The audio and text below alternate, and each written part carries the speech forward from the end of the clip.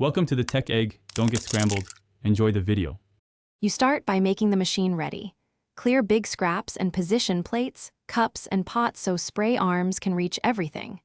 Once done, top up dishwasher salt if your water is hard, and fill the rinse aid for drying. This affects results more than cycle choice.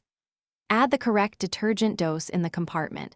Make sure not to overpack racks so spray can circulate. Now close the door and select a quick wash or eco program, depending on soil level to begin. Next, tailor the cycle to the load. Use auto for mixed loads, eco for energy savings, intensive for baked-on grime, or quick for lightly soiled dishes. If your model lets you change temperature or enable extra dry, use higher heat and the dry boost for plastics and insulated mugs because they retain moisture. Engage half load when running a small load to save water. Press start and listen for the pump. The machine will pre-wash, wash, rinse, and heat dry in sequence.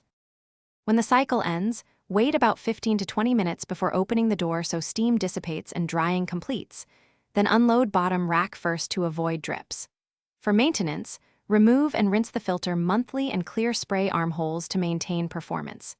If dishes are still dirty, make sure the inlet hose is fully open, salt and rinse aid are set, and the spray arms spin freely.